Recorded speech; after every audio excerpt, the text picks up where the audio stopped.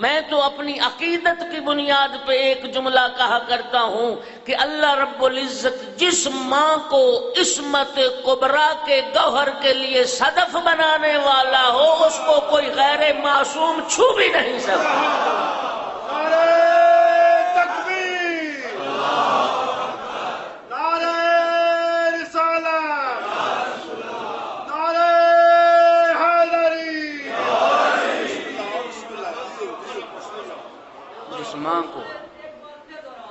جس ماں کو اللہ رب العزت عصمت کبریٰ کے گوہر کے لیے صدف بنانے والا ہو اس کو کوئی غیر معصوم چھو بھی نہیں سکتا۔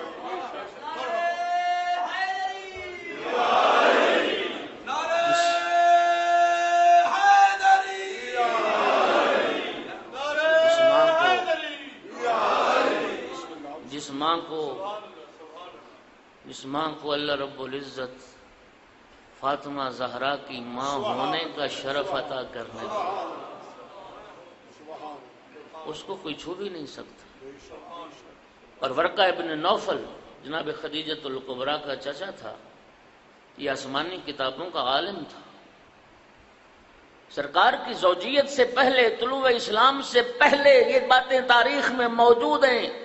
ورقہ جناب خدیجۃ الکبریٰ کو اپنی بھتیجی کو یہ خوشخبری اور مبارک دے چکا تھا اور یہ نوید سنا چکا تھا کہ نبی آخر الزمان آئیں گے اور تجھے ان کی زوجہ ہونے کا اللہ شرف عطا فرمائے۔ تو چچا کی زبان سے سن چکی تھی وہ، اور جناب ورقہ ابن نوفل سرکار کی رسالت پر پھر ایمان بھی لائے تھے، اور مشرف با ایمان ہو کے انہوں نے دنیا سے پردہ فرمایا تھا۔ یہ جملہ میرا نہیں ہے، یہ کسی محقق کا، اور جس نے واقعاً تحقیق کی اور خوبصورت نچوڑ پیش کیا، یہ اس کا جملہ۔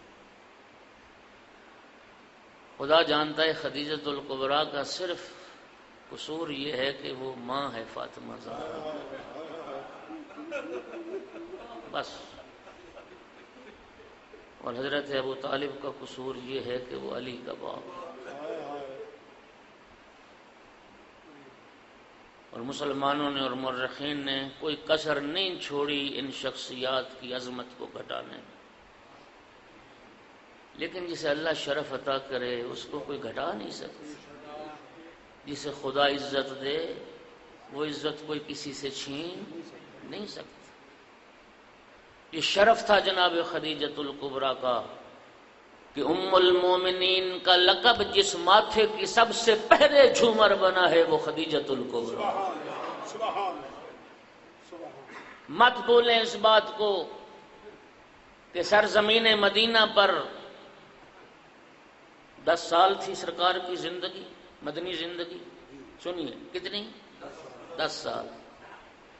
10 سال مدنی زندگی میں 9، 11، 13، بعض روایات کے مطابق 15 شادیاں کی پیغمبر۔ سنیے 10 سال کے عرصے میں 9 قدر متیقن جس پہ اتفاق ہے سب کا، وہ 9 تو ہے نا، ایک وقت میں 9 ازواج زوجیت پیغمبر میں رہیں، ایک وقت میں 9 ازواج زوجیت پیغمبر میں رہیں۔ اور اس مدنی زندگی میں سید الانبیاء کی دعاؤں کو کبھی آپ پڑھیں، آقا کی ملتا ہے زندگی میں ایک دعا یہ بھی پیغمبر فرمایا کرتے تھے، اللہم انی اعوذ بک من امرأۃ تشیبنی قبل مشیبی۔ پیغمبر یہ دعا بھی فرمایا کرتے تھے، پروردگار مجھے ایسی عورت سے بچا، مجھے ایسی زوجہ سے محفوظ رکھ جو مجھے بوڑھا کرنے سے پہلے بوڑھا کر دے۔ 9 ازواج زوجیت پیغمبر میں رہیں، محبت پیغمبر تقسیم رہی، ہر دن ایک زوجہ کی باری ہوتی تھی۔ 10 سال تک یہ سلسلہ رہا، لیکن خدا جانتا ہے سرزمین مکہ پر 25 سال مسلسل محبت پیغمبر کی بلا شرکت غیر وارث رہی ہے تو صرف خدیجۃ الکبریٰ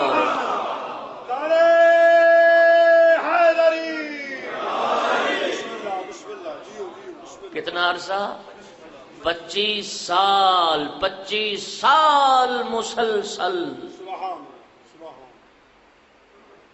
محبت پیغمبر کی بلا شرکت غیر وارث رہی تو جناب خدیجۃ الکبریٰ، اور یہ شرف بھی کائنات میں اللہ نے صرف اس ماں بیٹی کو عطا فرمایا کہ جب تک جناب خدیجۃ الکبریٰ زندہ رہی ہیں سید الانبیاء نے دوسرا عقد نہیں فرمایا، اور جب تک جناب فاطمہ الزہرا سلام اللہ علیہا زندہ رہی ہیں امیر المومنین نے بھی دوسرا عقد نہیں فرمایا۔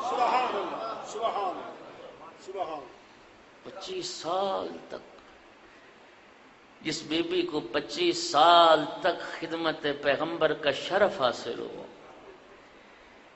25 سال تک رسول اللہ کی خدمت کا شرف پایا ہو جس بی بی نے، جی قلب پیغمبر کی تسکین کا نام ہے خدیجہ۔ پیغمبر کی اس تبلیغ رسالت کی مشکلات کے درمیان اس دوران جو ہمدم تھی وہ خدیجۃ الکبریٰ تھی۔ لوگ سابق الایمان اور سابق الاسلام کی بحثیں کرتے ہیں، میں حیران ہوتا ہوں۔ مفتی جعفر حسین صاحب قبلہ نے بڑا خوبصورت جملہ لکھا، انہوں نے فرمایا یہ جو دنیا نے تقسیم کر دی نا، بوڑھوں میں وہ پہلے ایمان لایا اور عورتوں میں وہ پہلے اور بچوں میں وہ پہلے اور غلاموں میں وہ پہلے، فرمایا اس تقسیم کا مقصد یہ ہے کہ پتہ ہی نہ چلے پہلے ایمان لانے والا ہے کون۔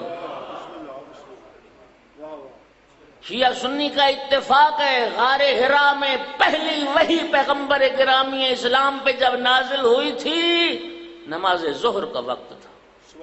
سننا نماز ظہر کا وقت تھا جب پہلی وحی پیغمبر گرامی اسلام پہ غار حرا میں نازل ہوئی، اور اس وقت غار حرا میں امیر المومنین علی پیغمبر کے پہلو میں موجود تھے، اور تاریخ کہتی ہے اسی پہلے دن جب وحی کا آغاز ہوا ہے، اسی پہلے دن جب نماز عصر کا وقت ہوا تھا، کعبہ کے پہلو میں پیغمبر نماز عصر پڑھا رہے تھے، خدیجہ اور علی پیغمبر کی اقتداء میں نماز پڑھ رہے تھے۔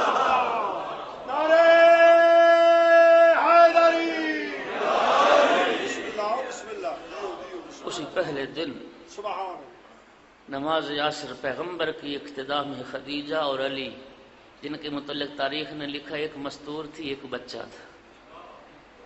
ہم نے دیکھا ایک مستور ہے ایک بچہ ہے جو پیغمبر کی اقتداء میں نماز عصر ادا۔ کہاں گئے سبقت اسلام والے؟ اور خطبہ قاسیہ میں امیر المومنین نے اسی بات کی طرف اشارہ فرمایا اور فرماتے ہیں لم یجمع بیت واحد یومئذ فی الاسلام غیر رسول اللہ و خدیجہ و انا ثالثہما۔ علی فرماتے ہیں ان دنوں سید الانبیاء اور جناب خدیجۃ الکبریٰ کے گھر کی چار دیواری کے علاوہ کسی گھر میں اسلام نہیں تھا، تیسرا میں علی تھا۔ تیسرا میں علی تھا۔ مجھے نہیں پتا مجمع میں کتنے لوگ ہیں جو حج و زیارات سے مشرف ہوئے ہیں اور جنہوں نے غار حرا کی بھی زیارت کی ہے، جو گئے انہوں نے دیکھا ہے کتنی بلندی ہے۔ جوان آدمی 1.5 گھنٹہ 2 گھنٹے لگ جاتے ہیں صرف چڑھائی میں، وہاں جا کے پتہ چلتا ہے۔ خدا جانتا ہے امیر المومنین اس خطبہ قاسیہ میں فرماتے ہیں ہر سال پیغمبر گرامی اسلام چلہ فرمایا کرتے تھے، کئی دنوں کے لیے غار حرا میں عبادت و ریاضت کے لیے تشریف لے جایا کرتے تھے۔ یہ خدیجۃ الکبریٰ تھیں جو سید الانبیاء کے لیے کھانا لے کے غار حرا میں جایا، غار حرا میں جایا کرتے تھے۔ ملکۃ العرب، یہ مورخین نے تو یہ جملہ تو بہت ساروں نے لکھا، 80,000 نر اونٹ تھے، 80,000۔ ان کو چلانے والے، ان کو لے جانے والے، ان کی رکھوالی والے غلام کتنے ہوں؟ 80,000 نر اونٹ تھے جو ہر وقت سامان تجارت لے کے رواں دواں رہتے تھے۔ کوئی قافلہ یمن جا رہا ہے، کوئی شام جا رہا ہے، کوئی مصر جا رہا ہے، کوئی کہیں جا رہا ہے، ہر وقت قافلے رواں دواں رہتے تھے۔ 400 غلام اور کنیزیں تھیں، غلاموں اور کنیزوں کی بیوی نے شادیاں کروائی تھیں، اس سے جو اولاد پیدا ہوتی تھی وہ نسلاً بعد نسل غلام تھے جناب خدیجۃ الکبریٰ کے۔ عرب کے جزائر میں غریب مسکین لوگوں کو بیوی نے مال لے کے دیے ہوئے تھے، بھیڑ بکریاں، مال مویشی، جو اس مال سے تجارت کیا کرتے تھے۔ عرب کے مالدار ترین لوگوں میں بھی بڑھ کے اگر نام ہے دولت و ثروت میں تو خدیجۃ الکبریٰ، اور ساری دولت اسلام کی سربلندی کے لیے خرچ کرتے، اثار فرمایا اسلام کی سربلندی کے لیے ساری دولت خرچ کرتی۔ لیکن میں کہتا ہوں کہ جناب خدیجۃ الکبریٰ نے کوئی گھاٹے کا سودا تو نہیں کیا۔ مال دنیا کی حیثیت ہی کیا ہے؟ مال دنیا کی کیا حیثیت ہے؟ جناب خدیجۃ الکبریٰ نے اتنی کامیاب تجارت کی ہے اللہ سے، دین خدا کی سربلندی کے لیے دنیا کا مال خرچ کر کے اللہ سے زہرا جیسی بیٹی لے لی۔ نعرہ تکبیر، اللہ، نعرہ رسالت، نعرہ حیدری، بسم اللہ بسم اللہ۔ کتنی کامیاب تجارت کی، سبحان اللہ، مال دنیا کی حیثیت کو جا، اور سیدۃ نساء العالمین، سبحان اللہ، سیدۃ نساء اہل الجنہ کی ماں ہونا سبحان اللہ، سبحان نہیں، بلکہ میں یوں کہوں کہ جو کائنات کی جنت کی عورتوں کی سردار ہے، اس زہرا کی جنت کا نام ہے خدیجہ کے اللہ، سبحان اللہ، سبحان اللہ، سبحان اللہ، خدیجہ یعنی زہرا کی جنت، سبحان اللہ، سبحان اللہ، بے شک، زہرا کی جنت۔ بے شک، پیغمبر اپنے دکھ غم بھول جاتے تھے، تھکاوٹ دور ہو جاتی تھی جب خدیجہ پیغمبر کے پاس آتی تھی۔ سبحان اللہ، سبحان اللہ، اور پھر جس سال کو 10 رمضان بی بی کی جب رحلت ہوئی، حزن کا سال قرار دیا پیغمبر۔ ہاں، لوگ کہتے ہیں جی یہ شیعہ 10 دن غم مناتے ہیں اور 40ویں تک غم مناتے ہیں، پیغمبر نے پورا سال غم منایا، حضرت ابو طالب کا اور جناب خدیجۃ الکبریٰ ام المؤمنین، اور زندگی بھر یاد رکھا، مدنی زندگی میں بھی خدیجۃ الکبریٰ کو یاد کرتے اور کثرت سے یاد کرتے۔ تجرید بخاری، صحیح بخاری کی شرح تجرید بخاری، اس میں یہ روایت موجود ہے۔ ام المومنین عائشہ کہتی ہے ما غرت علی احد من نساء النبی ما غرت علی خدیجہ، عائشہ کہتی مجھے پیغمبر کی کسی زندہ بیوی سے بھی اتنا حسد نہیں ہوا جتنا حسد مجھے خدیجہ سے ہوا، حالانکہ وہ زندہ بھی نہیں تھی۔ مجھے تکلیف ہوتی تھی جب پیغمبر خدیجہ کو یاد کرتے تھے، خدیجہ کو یاد کرتے تھے، مجھے تکلیف ہوتی تھی۔ ام المومنین عائشہ کہتی میں نے ایک دن جرأت کی اور کہہ دیا یا رسول اللہ کیا ہو گیا آپ کو؟ آپ ہر وقت قریش کی اس بڑھیا کو یاد کرتے رہتے ہیں۔ وقد ابدلک اللہ منہا خیرا، جبکہ اللہ نے اس سے بہتر زوجہ آپ کو عطا فرمائی۔ رحمت دو عالم کی آنکھوں میں آنسو آ گئے، چہرے پہ غضب کے آثار پیدا ہو گئے۔ فرمایا ما رزقنی اللہ منہا خیرا، خدا کی قسم خدیجہ سے بہتر عورت میری زندگی میں نہیں آئی۔ آمنت بھی ہی نہ کفر بی الناس، خدیجہ اس وقت ایمان لائی تھی جب سب لوگ کفر کر رہے تھے۔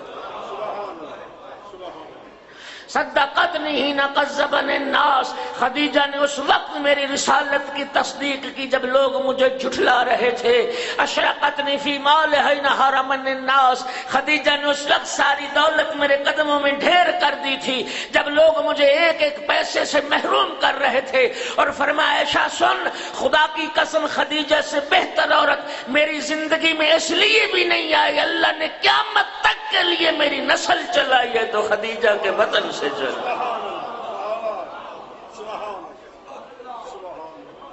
خدا نے مجھے صاحب اولاد بنایا ہے تو خدیجہ کے بطن سے بنا، سبحان میری ذریت چلی، میری نسل چلی تو خدیجہ کے بطن سے۔